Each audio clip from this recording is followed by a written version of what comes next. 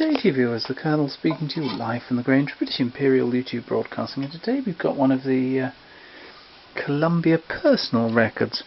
This one is, and I quote from the label, The Story of Cannonball Baker's, no not Mar Baker, down in Gosport, photo sharer, Transcontinental trip with the General Motors 2-ton truck equipped with the Buick 6-cylinder engine, September 1927, as told by J Henry Hickman, official observer and mechanician for the General Motors Truck Company. This is number 108, made in the USA, all that sort of thing. Parts 1 and 2 I'll turn over halfway through, and the surface is glorious on this one.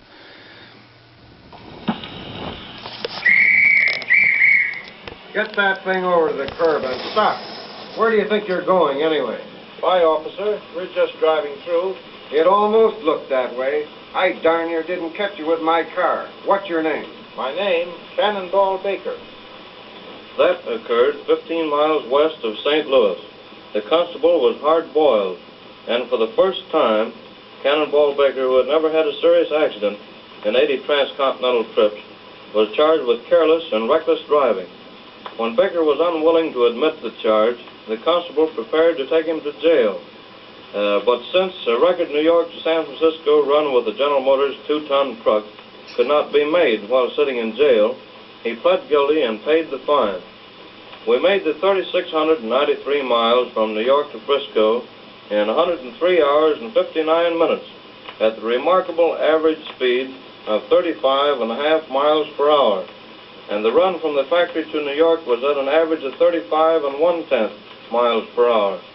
Adding to this, an average of 34 3/10 from San Francisco to Tulsa, Oklahoma, made immediately at the finish of the transcontinental trip, we had a total of 7,432 miles, starting at the factory and ending in Tulsa, in a total running time of 212 1/4 hours at an average speed of 35 miles per hour.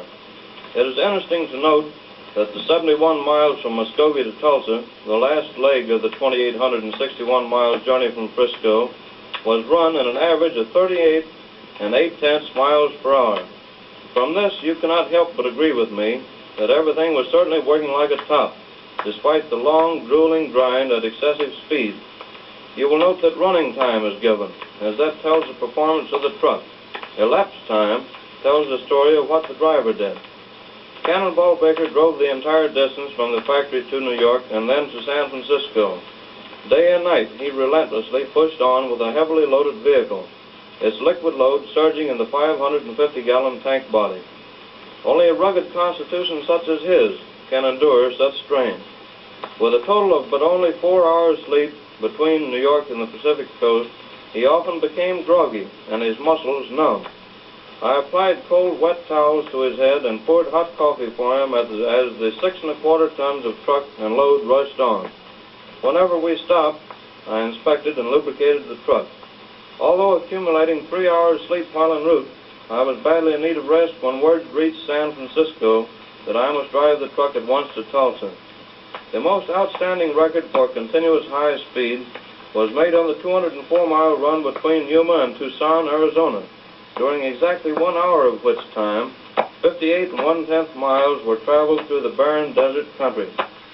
Riding on a heavy truck with a liquid load surging back and forth is a genuine sensation at high speed.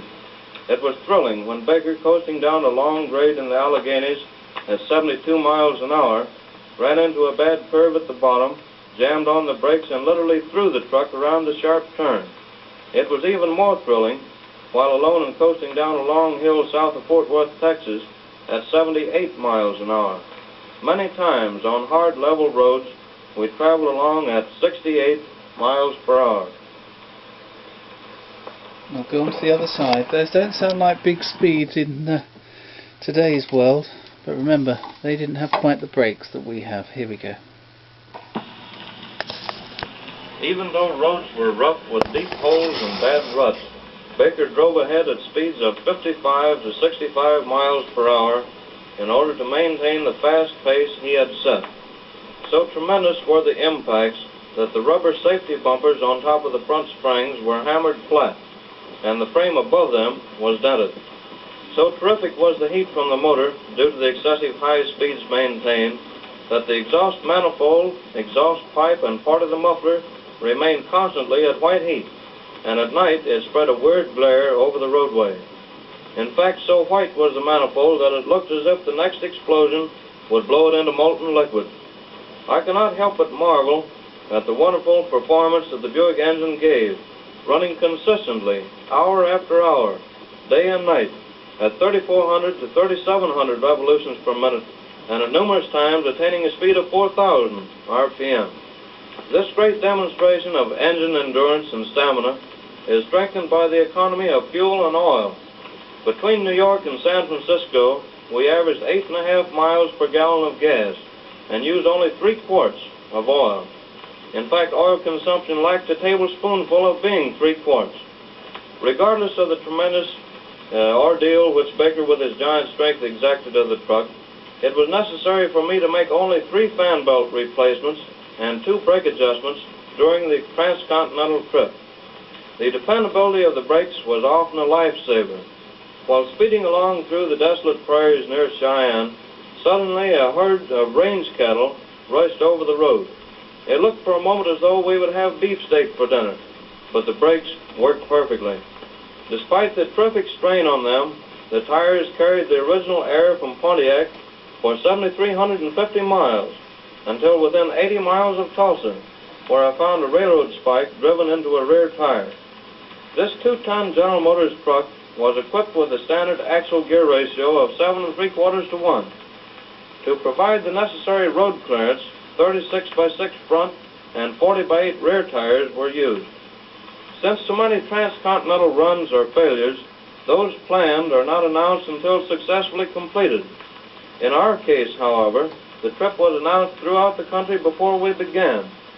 Realizing that a trivial mishap would mean failure, I was much concerned and worried at the start, especially when I saw the pace that Baker was setting on our way from the factory to New York. These misapprehensions persisted, of course, until the last mile was behind us. I am very proud of the fact that it was my privilege to see a modern truck take the abuse and punishment that this job did, and finish in as perfect a condition as any motor vehicle can ever hope to.